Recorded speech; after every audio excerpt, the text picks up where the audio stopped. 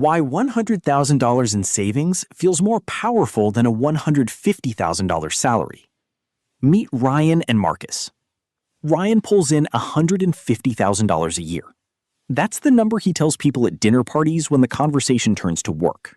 It's the number that made his parents proud.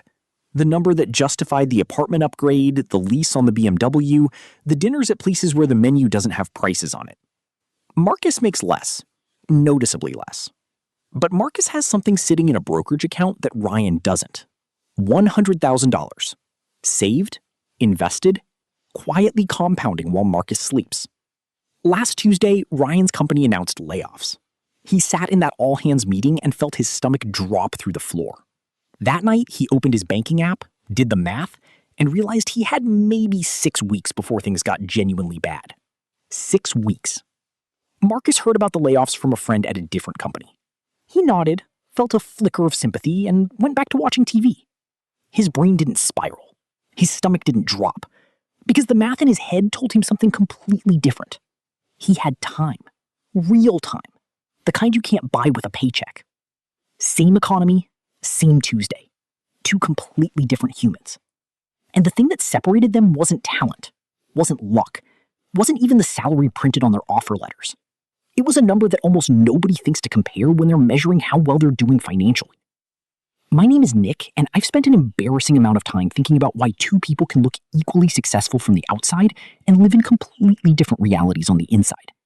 If you've ever earned good money and still felt financially fragile, hit subscribe. Because today we're breaking down exactly why $100,000 in savings can feel more powerful than a $150,000 salary. And I'll warn you up front, there's a psychological reason for this that most financial advice completely ignores. We're going to get into the research, we're going to run the actual numbers, and by the end, you're going to have a completely different way of measuring how financially strong you actually are. Let's start with the most important reframe in this entire video. Income is not wealth. I know that sounds obvious when you say it out loud, but almost every metric we use to measure financial success is income-based. The salary negotiation, the promotion announcement, the tax bracket conversation.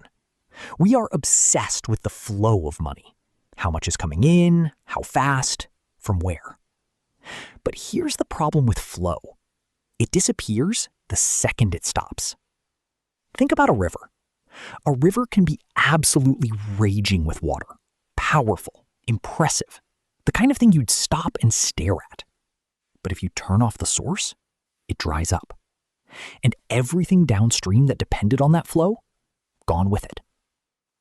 Ryan's $150,000 salary is a river, an impressive one. But Marcus's $100,000 in savings, that's a lake. It exists independently of whether more water is coming in. It just sits there, patient, stable. And unlike a river, a lake can weather a drought. This is the single most important mental model for understanding why savings and income feel so different. And once you see it, you cannot unsee it. But let's move beyond metaphor, because the psychology here is even more interesting than the math. There's a field of research called financial psychology, and one of its most consistent findings is this. The human brain does not experience income and savings the same way. Not even close. When you receive a paycheck, your brain registers a short-term reward, dopamine spike, brief satisfaction. And then, almost immediately, your brain starts calculating what that money needs to cover. Rent, car payment, groceries, insurance. The paycheck arrives, and within seconds, your brain has already spent it. Not because you're bad with money, because that's literally how the brain processes incoming resources. It assigns them immediately. Savings work differently. Savings sit outside the assignment process. Your brain doesn't automatically earmark saved money for anything because it's already been set aside. And that changes everything about how it feels to have it. Researchers at Princeton, the same group that produced the famous study connecting money and cognitive load, found that the mere presence of a financial buffer significantly reduces what they call background financial noise, the low-grade hum of money anxiety that most people don't even realize is running in the background of every single thought they have during the day. Ryan has a loud salary and almost no buffer. His brain is running a constant background calculation, even on good days, even when he's at dinner, even when he's trying to focus in a meeting. Some part of his mind is always aware of how thin the margin is. Marcus has a quieter salary and a substantial buffer. His background noise is low, almost silent on most days. And that silence, that's not a small thing. That's cognitive freedom. Mental real estate that Marcus can spend on literally anything else since. Here's how that plays out in the real world, in ways most people never connect back to their savings balance. Marcus makes better decisions at work, not because he's smarter than Ryan, because his brain isn't running a parallel process in the background every time he sits down to think. The Princeton researchers who ran the cognitive load study found that financial anxiety consumes the equivalent of about 13 IQ points. 13. That's not a rounding error. That's the difference between your best thinking and something noticeably worse. Ryan is walking around permanently operating below his own cognitive ceiling, and he has no idea. Because the drag is invisible. It just feels like life. Marcus sleeps better. Literally. The American Psychological Association has tracked this for years. Financial stress is one of the leading causes of disrupted sleep across every income level, including high earners. The disruption doesn't come from earning less. It comes from having less buffer. And Ryan, despite his impressive salary, has almost no buffer at all. Marcus's relationships are easier. This one surprises people, but the research is consistent. Money stress is cited as one of the top drivers of conflict in romantic partnerships and close friendships. When you're not carrying background financial anxiety into every interaction, you show up differently. You're more patient, more present, less likely to snap over something small because some part of your brain is quietly freaking out about something financial that has nothing to do with the conversation you're actually having. Ryan is impressive. Marcus is free. And those are two very different things. Now, let's run the actual numbers, because this is where it gets genuinely interesting. Ryan earns $150,000 a year. After federal taxes, state taxes, Social Security, and Medicare, he's taking home somewhere around $105,000 to $110,000, depending on where he lives. Call it $9,000 a month in take-home pay. His apartment in a mid-tier city runs $2,800 a month. The BMW lease is $680. Insurance across car and renters runs another $300. Groceries, dining, subscriptions, gym membership, the small stuff that adds up invisibly, another $1,800. And then there's the social tax, the dinners with colleagues, the weekend trips, the bottle of wine at the work event that you absolutely did not need but felt like you had to buy. Call that another $1,200 a month. That's $6,780 in monthly outflows before we've even touched student loans, credit cards, or anything that qualifies as an emergency. Ryan is saving some money, maybe $1,500 to $2,000 a month if he's disciplined, which sounds decent until you do the math and realize that at that rate, it takes him 4 or 5 years to accumulate what Marcus already has sitting in an account right now. And here's the part that should make Ryan genuinely uncomfortable. His financial life is one bad month away from credit card debt, one layoff away from a crisis, one medical bill away from depleting whatever buffer he's managed to scrape together. The $150,000 on his offer letter means almost nothing in the face of a 6-week runway. Marcus, on the other hand, doesn't have a $150,000 salary, but Marcus has something that functions like a financial immune system. His $100,000 in savings, invested at a 7% annual return, is generating roughly $7,000 per year entirely on its own. That's nearly $600 a month arriving in his account without him lifting a single finger. His money has a job, and unlike Marcus, it never calls in sick. More importantly, Marcus has time, real time. The kind that changes how every single decision in his life feels. Let's talk about what financial runway actually does to a human being, because this is the part that surprises people the most. When you have a substantial savings buffer, the entire emotional texture of your career changes. Marcus can walk into his annual review and ask for what he's actually worth, not what he thinks they'll accept, not what feels safe to ask for, what he actually deserves. Because the worst case scenario for Marcus is that they say no, and he starts quietly looking elsewhere. That's it. That's the whole downside. And it barely registers as frightening because he has time to be selective. Ryan walks into the same review carrying a completely different weight. His ask is shaped not just by his value to the company, but by the fact that he needs this job to keep the whole structure standing.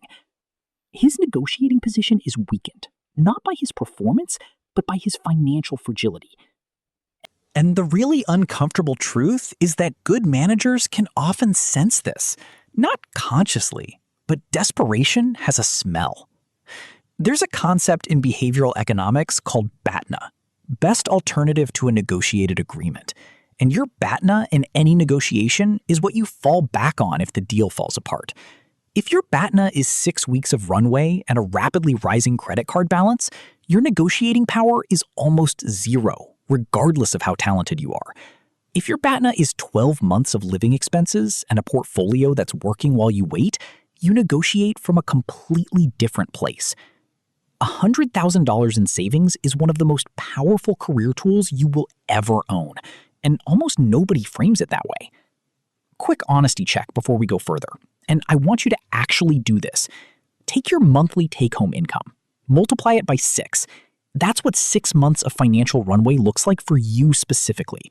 Now look at your actual liquid savings, not your 401k, not home equity, cash and investments you could access without penalty within a few days. How far apart are those two numbers? Hold that gap in your head, because that gap is the real measure of your financial strength right now. Not the number on your offer letter, not the title in your email signature, the gap. That's the thing. Now let's talk about the trap that keeps people like Ryan on the treadmill. Because this isn't a story about Ryan being irresponsible. Ryan is doing everything he was told to do. He got the degree, he chased the salary, he upgraded his lifestyle as his income grew, because that's what you're supposed to do. That's what the people around him did. That's what the ads told him success looked like. Every raise he ever got was immediately absorbed by a slightly upgraded version of his life. Bigger apartment, better car, nicer restaurants. The lifestyle expanded to fill every dollar available to it, and then quietly demanded a little more. What nobody told Ryan is that there's a psychological mechanism built into human beings that makes every new income level feel exactly like the last one, within about 6 to 12 months. Researchers call it hedonic adaptation. Your brain recalibrates. The $150,000 that felt incredible the day the offer letter arrived now just feels like what Ryan earns. The apartment that felt luxurious when he moved in now just feels like where Ryan lives. The BMW that turned heads the first month now just feels like Ryan's car. The thrill evaporates. The expenses stay. And so Ryan does what feels logical. He looks for the next upgrade. More income, nicer apartment, better car. A lifestyle that keeps pace with his ambition and his peer group, and the identity he's built around being the guy who earns $150,000. This is the hedonic treadmill, and it is relentless. You can run on it your entire career and never actually get anywhere.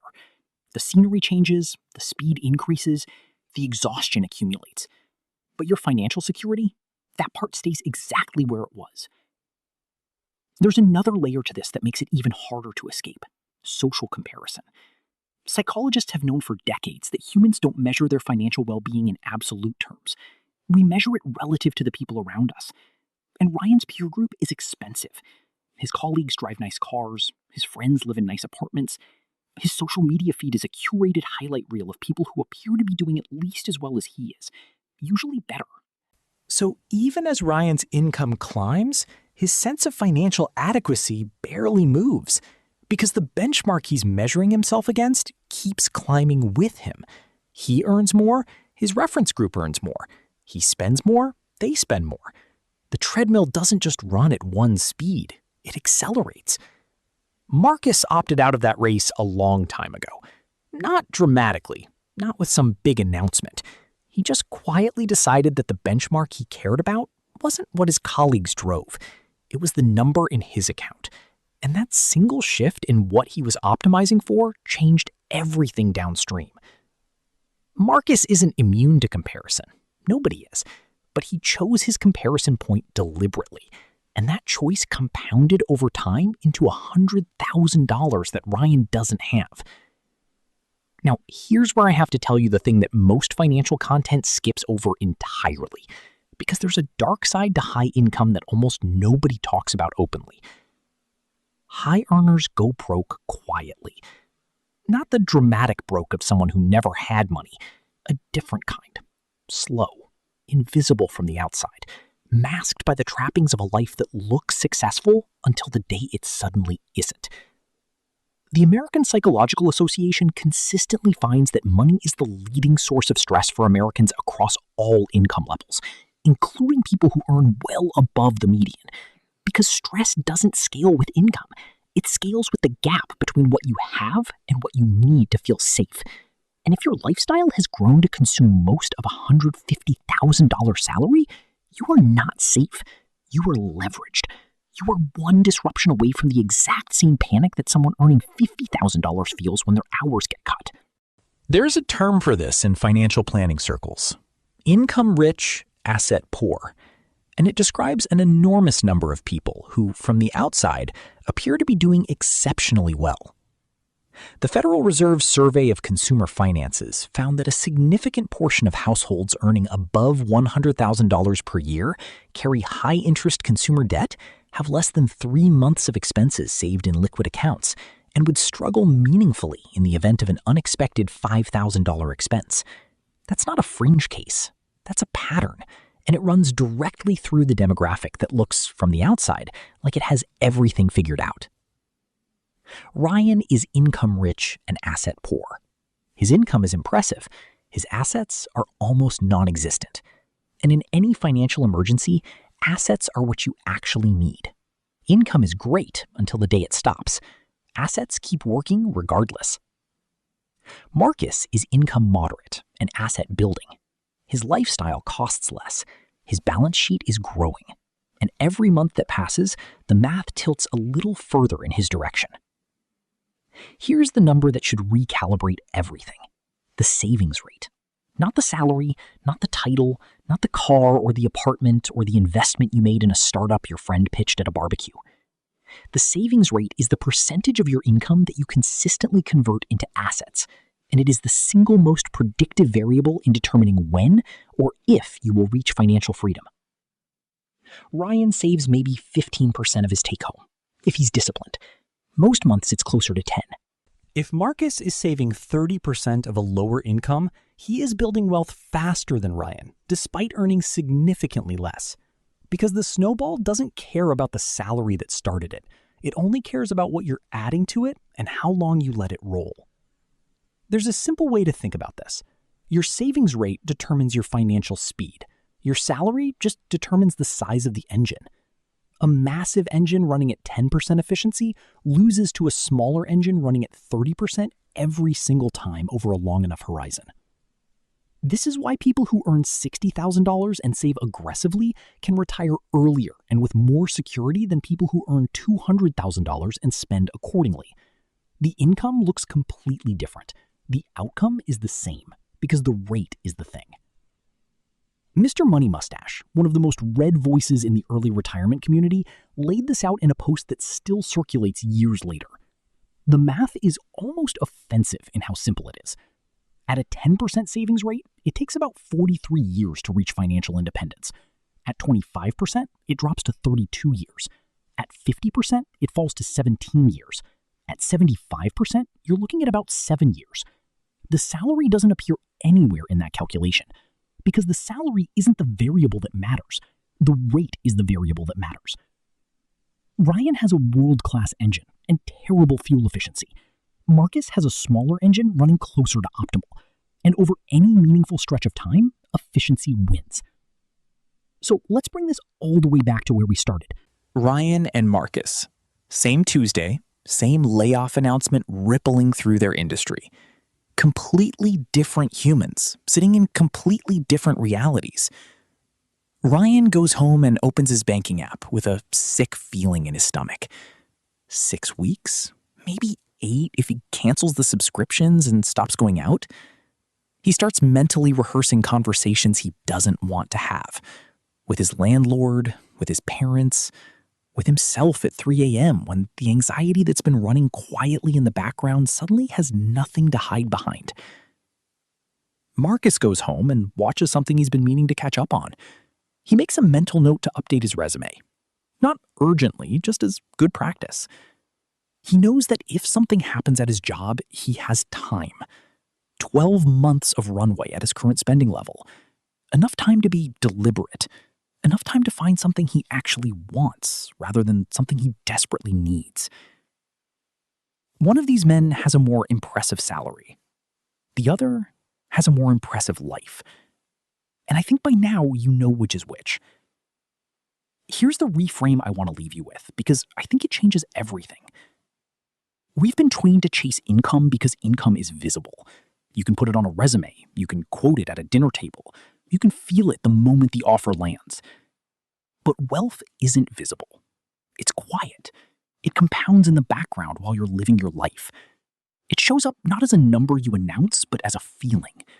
The feeling of being able to say no. The feeling of a check engine light being an inconvenience instead of a catastrophe. The feeling of sitting in an all-hands meeting about layoffs and feeling your shoulders stay exactly where they are. $100,000 in savings doesn't make you rich, but it makes you something rarer and more valuable than rich. It makes you stable. It makes you patient. It makes you the person in every negotiation, every career decision, every financial emergency who has the one thing that money can actually buy that matters: time, and the clarity that comes with having it. Ryan will probably earn more than Marcus for most of their careers, but Marcus will sleep better. Marcus will negotiate better. Marcus will be the one who has options when the options matter. And 10 years from now, if both of them stay on their current trajectories, Marcus will have built something that Ryan's salary could have built years ago if it had been aimed differently. The salary didn't fail Ryan. Ryan just never learned what the salary was actually for. One last thing before you go. I'm not a financial advisor, and none of this is financial advice. It's just patterns I've watched play out with real numbers attached. Take what's useful and leave the rest. If this gave you a new way to think about the number that actually measures your financial strength, do me a favor and drop a comment telling me your current savings rate. Just the percentage. I actually read them. And if you want to understand exactly how to build that savings buffer as fast as possible, regardless of what you're earning right now, I made a full video on that, and it's right there on the screen. Go watch that one next. I'll see you in it.